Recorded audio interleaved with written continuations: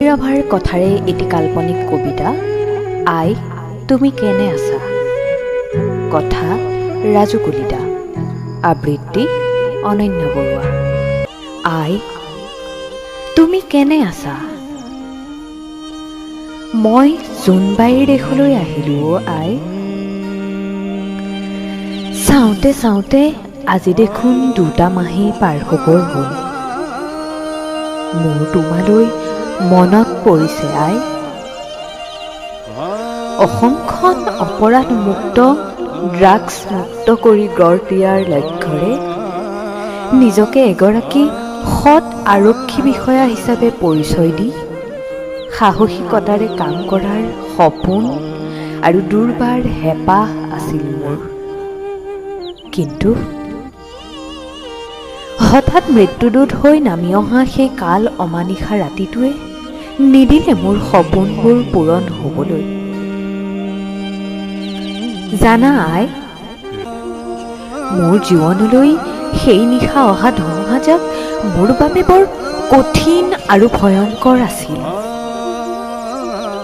আজিও চাগে কাৰোবাৰ মনত জাগ্ৰত হয়। অপৰাধীৰ বিৰুদ্ধে কঠোৰ হোৱাই মোৰ কাল হ'ল চাগৈ। এতিয়াও আত্মীয় স্বজনে হিয়া ঢাকুৰি কান্দিছে চাগৈ। কাৰণ মোৰ মৃত্যুক যে কোনোৱে সহজভাৱে ল'ব পৰা নাই মই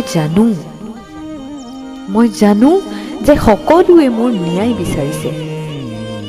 কিন্তু তদন্তৰ আওতালৈ আহিল জানো মোক গাড়ীৰ ভিতৰত হানি খুচি হত্যা কৰা নৰপিশাচকেইটা। বৰ নিষ্ঠুৰ অ' আই। মোৰ সপোনবোৰ সকলো শেষ কৰি দিলে জানা।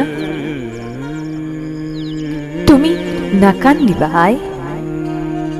অ' আই, সোণৰ অসম গঢ় দিয়াৰ সপোন দেখাটো জানো মোৰ ভুল আছিল তুমিয়েই কোৱাচোন। বৰ কষ্ট সহিবলগীয়া হৈছিল জানা। অফিচৰ টেবুলখন, চকীখন আৰু কামৰ সময়খিনিলৈ মনত পৰিলে বৰ বেয়া লাগে অ' আই।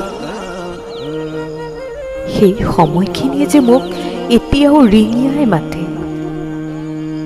তুমি আশা নকৰিবা ৰজাঘৰীয়া নেতা পানী নেতাসকলৰ সহায় সহযোগিতা। যি পাইছা তাতে সুখী হ'বলৈ চেষ্টা কৰা। অ' আই, দাদাই বাৰু গা ভাল পাইছেনে? মোক লৈ দাদাৰো যে বহুত সপোন আছিল জানা। দাদাই চাগে বহুত কষ্ট পাইছে নহয়নে? দুখ নকৰিবা আই। ভগৱানে আমাৰ দুৰ্ভগীয়া পৰিয়ালটোক কষ্ট দিম বুলিয়েই চাগে দাদাকো নৰিয়াতে হাত পেলালে। মাথো ধৈৰ্যৰে আশা কৰা এটা ভাল দিনলৈ। পিছে আহিব জানো সেই ভাল দিনটো?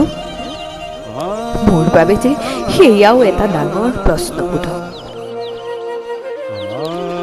তুমি কুশলে থাকা আই। কেতিয়াবা তোমাৰ মৰমৰ মাজনীলৈ মনত পৰিলে নিস্তব্ধ আকাশত উজ্বলিত জোনটোলৈ চাবা। তাতেই মই অপেক্ষা কৰিম তোমাৰ মুখৰ তৃপ্তিময় হাঁহিটি চাবলৈ। পাতিম তোমাৰ সৈতে মেঘৰ আচ্ছাদনৰ মাজেৰে ৰিমঝিম বৰষুণৰ মাজত বহুত মনৰ কথা। আজিলৈ হ'ব দিয়া আই। তোমাৰ হাতৰ জুতিত প্ৰস্তুত হোৱা ব্যঞ্জনকণ তৃপ্তিৰে সোৱাদ ল'বলৈ আৰু মোক হত্যা কৰা নৰপিশাচকেইটাক প্ৰতিশোধ ল'বলৈ পুনৰ এদিন জন্ম লভিম তোমাৰ গৰ্ভত। বহুত কথা পাতিম তোমাৰ সৈতে। অতীতৰ কথাবোৰ মনত পৰিলে প্ৰশ্ন কৰিম নেদেখাজনক। সিদিনা মোৰ জীৱনলৈ মৃত্যুদূত হৈ নামি অহা সেই কাল অমানিশাটিৰ কথা।